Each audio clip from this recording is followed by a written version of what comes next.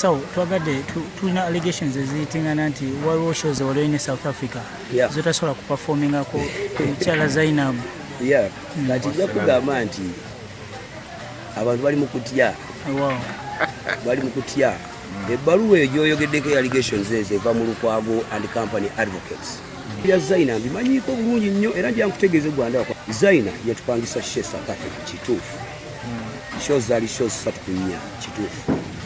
Zainah netukola endagaano yokukanyanga abantu bagenda okukola business fenna kituufu. Problem emu Zainah gye yakola abasinga gye babuusizza amaaso bwe mbamba mu Uganda ngenda performinga South Africa mba neetaaga visa ey'abakozi abazungu gye bayita work visa oba work permit. Bw'oba ogenda mu nsi nga bakwadde visa ya kukyala bukyazi ne bakusanga ng'okola emirimu ogwo musango guvunaanibwa mu kooti z'ensi gyonna z'emu. Kati Zainah yakugenda n'atufunira visa ey'abalambuzi ate n'ayagala ngene gikoleko business mazima obwali kyali kituufu ne mugamba ddayo ofune visa entuufu era nakakati nkimugamba Zainah wondaba ku TV genda ku South Africa weetegeke ofune work visa omulimu gukolebwe. Nze kwange by the way nyankutegeeza nti batamanyi ku music ya mu kigere nti deposit bomba bwe tukirizanyiza obukadde 10 n'oleta deposit milioni 5 ezo milioni 5 oba osasuliza kunnanga kibandi bamala okuyimba n'onyongera 5 ye balance w'okukola. Okay, kati ekiriwo kituufu nsaba Lukwago and Company mwawule politics ne music. Kati mutanso okuteekawo obukodyokodyomu n'ebinzira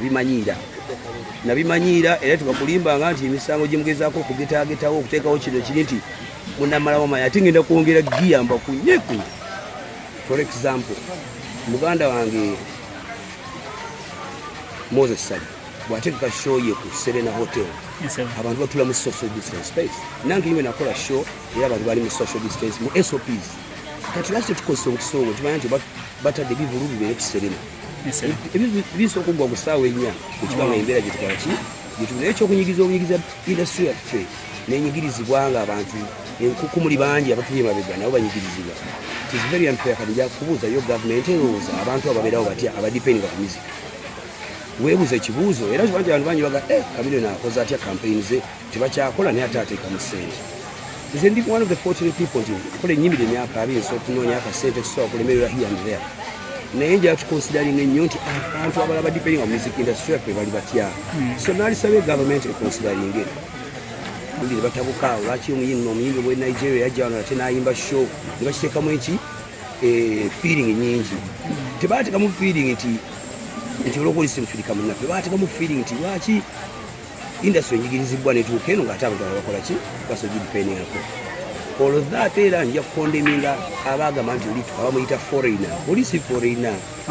oli muganda waffe okukubanga kusosola nze nganze ensonga yali enkulu kuba nti no yakwatibwa mu mbeera etali oli one of prominent African artists betulina Maamas zizze wano twasimbula Maamas zizze zifuna breaks nga ziwumulamu walina category gye bakuteekamu eya legendary gitukkiriza nti butuufu ku lukalala lwe tumazeeko Africa Uganda waliyo kigwana bazze Kampala walina category gye bakuriyetinzeewo era eso obufoofuufu etuzze Bannayuganda obufoofuufu njasobola okutangaza nti Mama wadde okuba nti ziri mu Uganda tezifuuka Uganda zisigala ziri Africa and worldwide. So abantu bakijemu enjawulo zino si Uganda Awards. These are music Africa Music Awards. These are MTV Africa Music Awards, not MTV Uganda Music Awards. Okay. Wabula juzi nafuna omukisa nensinkana ne Minister Kiwanda etwasinkana ku barometer ne mugambe ekigambo ekyandumaze ng'omuntu muganda wange njakutegeeza nti industry ya Uganda eno tugirwaniridde okuva eyo gye yakola ki naye bali balonkinga MTV base nze omu ku bantu abagikola ki abagironkinga era kiswaza sijja kutya kyogera ku kamera kiswaza nnyo okuba nti bazze Uganda baddidaano bakiri mu category ng'ate mulimu abantu beetaga honorary waliwo category ne honorary kati MTV Awards zaali badde zizze wano abantu ng'aba Bebe Cool teyali nominations bali teesewo red carpet Bebe Cool kwatambulira atuuke ng'abasajja abalwanirira industry okutuuka nti Maamas baziresebwa bali teesewo carpet Joseph Mayanja nayambala essaati y'ennungi, suuti y'ennungi n'omwaniriza nga ba legendary b'ensi nga bwe bibeerewa nsendala Bobi Wine nga tuliddeko nti politician naye yalibadde atambula ku kapeti ennungi ezo naye kati how do you yabadde ewunyisa lwini ina nsanso okuddamu basinkana bakwano bange abalungi programu yaffe ennungi ennyo eno weguli obulamu bugamba butya muzeeyi obulamu si bubi a few things changed for example mu entertainment natuuka nga ssaawa nga mukaaga musanvu but these days ebyakyuka mu ssaawa 2-3 olina okwanga oli apo okutegeka olunaku wow kakati honorable twagadde tusooke tutegeere Lord Mayor to be 2021 twagadde otubriefingemu ku ensonga zizitya mu nkambi yaffe timu Chameleon Joseph Mayanja what is on ground ensonga esookerwako nti tulinze kulayira okusinza bwe tutambudde eno obuwagizi bwe tulina bungi nnyo tuli bantu bamaanyi nnyo nja kuga nti abamu ku bacandidates baali tebakuba na bipande bakuba billboard nga bayita bakirimaanyi naye twabakwekuddeyo bavuddeyo kakitegeeza nti mutugwe tunyenya kukola ki gunaatera okusuula ebibala so twali tukola ground work manyi buli kyetukola mu Mayanja 2021 team yang command center yonna tukanya kintu kimu nti kitwaga kukola bintu binafu twaga tukole ebintu ebitufaanana n'ebifaanana ekibuga kyetugenda kukola ki okuleeta ekijja so twali tukola ground work twasemba kola kampeni yaffe katwe kasaawe abantu baka babufuna bulungi so kati tweteekateekate okunyumba Kawempe north ku Mandi so bali wantu tugenda kuzikiza naye tugenda kwongera ku miliyoni obudde bwe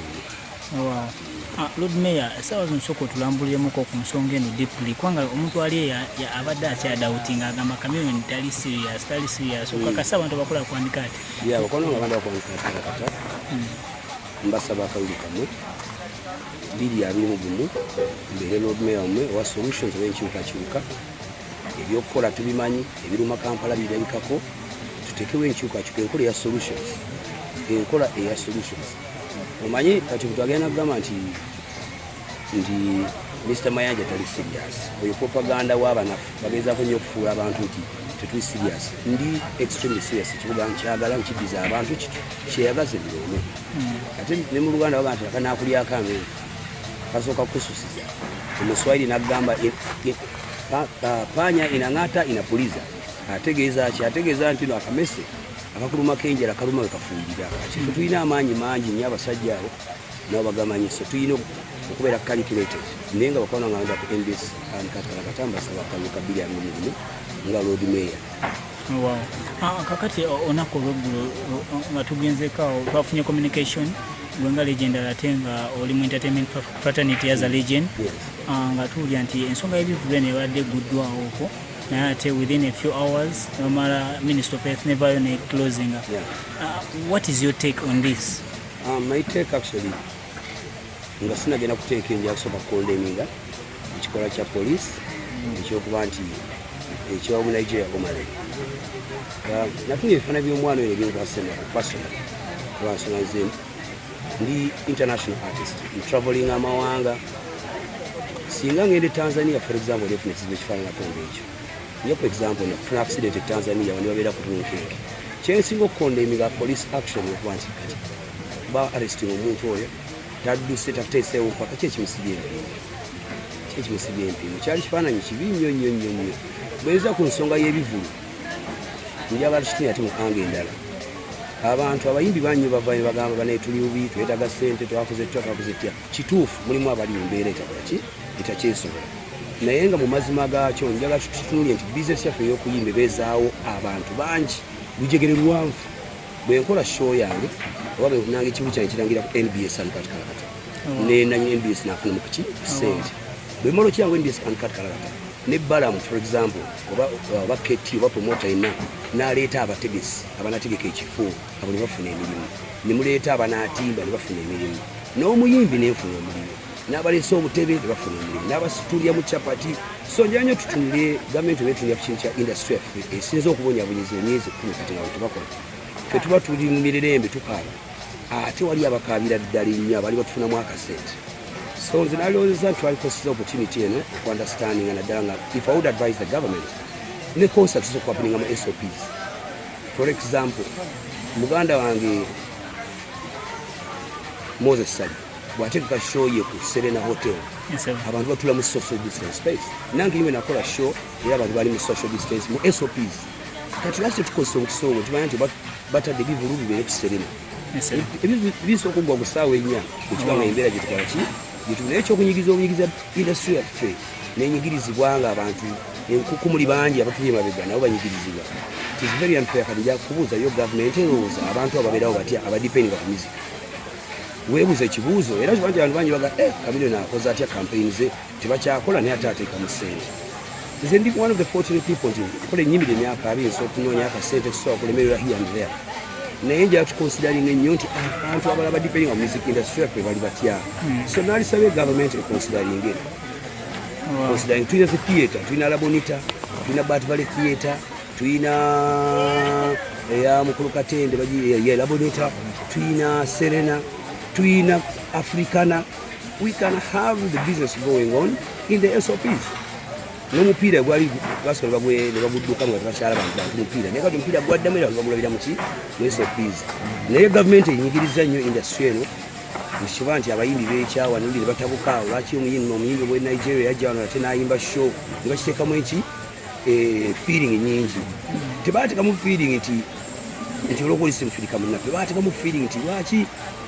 industry enyigirizibwa netuuka eno ng'ate abantu abakola ki basogidipendingako all of that era nja kukondeminga abagamba nti abamuyita foreigner oli si foreigner oli muganda waffe okukubanga kusosola nze nganze ensonga yali enkulu kuba nti no yakwatibwa mu mbeera etaali ntuufu yes yayinza kuba yali mukyamu oba mutuufu ebyo babikkaanyako naye nga baali mukutte mu ngeri etalaga kifaananyi kya Uganda bubimbi nga tumbomba interview yaffe Doctor, awo wenyini nga tetunavawo njaga Doctor tutunuulire ekintu kya Maamas. Oli one of prominent African artists betulina. Maamas zizze wano twasimbula Maamas zizze zifuna breaks nga ziwumula walina category gye bakuteekamu eya legendary gitukkiriza nti mbutuufu ku lukalala lwe tumazeeko Africa Uganda waliyo kigwana bazze Kampala walina category gye bakuriyetinzeewo era eso obufofofo etuzze Bannayuganda obufofofo njasobola okutangaza nti Maamas okuba nti ziri mu Uganda tezifuuka Uganda zisigala ziri Africa and worldwide so abantu bakijjemu enjawulo zino si Uganda Awards these are music Africa Music Awards these are MTV Africa Music Awards not MTV Uganda Music Awards wabula juzi nafuna omukisa nensikanako ne Minister Kiwanda etwasinkana ku barometer ne mugambe ekigambo ekyandumaze ng'omuntu muganda wange njakutegeeza nti industry ya Uganda eno tugirwaniridde okuva eyo gye yakola ki naye bali balonkinga MTV base nze omu ku bantu abagikola ki abagilonkinga era kiswaza sijja kutya ekyogera ku kamera kiswaza nnyo okuba nti bazze Uganda baddiddano bakiri mu category ng'ate mulimu abantu beetaga honorary waliwo category ne honorary kati MTV Awards zaali badde zizze wano abantu ng'aba Bebe Cool teyali nominations bali teesewo red carpet Bebe Cool kwatambulira atuuke ng'abasajja abalwanirira industry okutuuka nti Maamas bazizesebwa bali teesewo carpet Joseph Mayanja nayambala essaati ennungi esuuti ennungi n'omwaniriza nga balegendera b'enseene nga bwe bibeerewa mu nsi endala Bobi Wine nga tuliddeko nti politician naye yali badde atambula ku carpet ennungi ezo naye kati how do you never neewunyisa lwini naye tekinnuma lwa nsonga nti kasita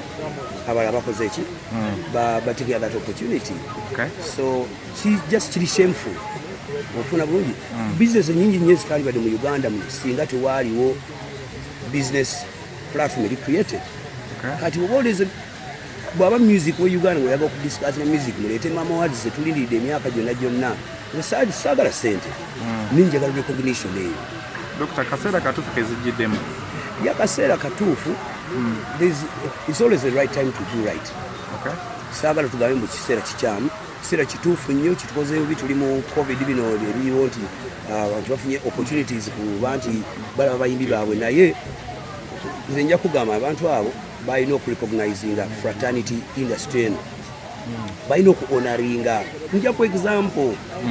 nali mbaddeko mu awards e Nigeria Two-Face najja ayingira mu arena omwali awards ne bayimuka abantu bamukubira mu ngalo si lwakuba nti no oba nkiyite ntya bamukubira mu just as honorary. My brother tosobola ku discuss the music wa Uganda notayogera ku Joseph Mayanja. Tosobola ku discuss the music wa Uganda notayogera ku Bebe Kulu, Bobby Wine, Ready and Weasel. So mu TV bayina ebigendera byabwe nange nina ebyabwe. Musawo twagadde tulina allegations eziyitingana nti waliwo shows waliwo ne South Africa zotasobola kuperformingako mukyala Zainah. Kati nja kugamba nti abantu bali mu kutya. Bali mu kutya. Ebbaluwa eyo gy'oyogeddeko allegations ezo eva mu Lukwago and Company Advocates. Kati njagala Balukwago and Company Advocates bawule music ne politics. Ebintu bya Zainah mbimanyiiko bulungi nnyo era nja nkutegeeze Gwanda wakwanakati kalakata nti Zainah yatupangisa she South Africa kituufu. Shows zaali shows 3 kituufu. Zainah netukola endagaano yokukaanyanga abantu bagenda okukola business fenna kituufu. Problem emu Zainah gye yakola abasinga gye babuusizza amaaso. Bwe mba mu Uganda ngenda performinga South Africa mba neetaaga visa ey'abakozi. Enzungu gye bayita work visa oba work permit. Bw'oba ogenda mu nsi nga bakwadde visa ya kukyala bukyazi ne bakusanga ng'okola emirimu ogwo musango guvunaanibwa mu kooti z'ensi gy'owola z'emu. Kati Zainah yakugenda n'atufunira visa ey'abalambuzi ate n'ayagala ngene gikoleko business mazima obwali kyali kituufu. Ne mugamba ddayo ofune visa entuufu era nakakati nkimugamba Zainah wondaba ku TV genda ku South Africa weetegeke ofune work visa omulimu gukolebwe. Nze kwange by the way njya nkutegeeza ki batamanyi ku music hall ya mukigere nti deposit bomba wetugiza tukirizganiza obukadde 10 n'oleta deposit milioni 5 ezo milioni 5 oba osasuliza kunnanga kibantu bimala okuyimba n'onyongera 5 ye balance w'okukola. Okay, kati ekiriwo kituufu nsaba Lukwago and Company mwawule politics ne music. Kati mutanso kuteekawo obukodyo n'ebinzira bimanyiira era tubakulimbanga nti emisango gye mugezaako okugetaagetawo okuteekawo kino kiri nti munamala wamanya ate ngenda kwongera giyamba kunyeku. Obaka obusembayo Lord Mayor. Obaka bange obusembayo ne bazanyi bakwano bange mena jinze entambula keeyo bakwano bange benna Lukolongo China City ab'Ekikuba Mutwe ab'Ekiwunya ab'Erubaga ab'Ekawempe Kamoocha obuwagizi munda z'obuwagizi bungi naye mujjukire nti abasajja betulumbaganye nabo mu kalulu babbi ba kalulu babbi era n'olukolu ba kalulu balumbuliddeko dda nalutegedde baagala kutandika kupalapala ya bintu naye tetugenda bawa gaapu guno omulundi bakwano wange mulonde akalulu kamwe mulonde mayanja bweyagala nkyukakyuka n'ekibuga ekyeyagaza bwe tumala okulonda akalulu tukateekemu okukakuuma buli obusajja bwatandise dde okukola enkwezi bba akalulu kintu babuliddeko naye nga mbasaba obudde butuweddeko ennaku z'omwezi nga 2 omwezi ogusookera dda gwe bayita January mukeerangako mugende mulonde Joseph Mayanja.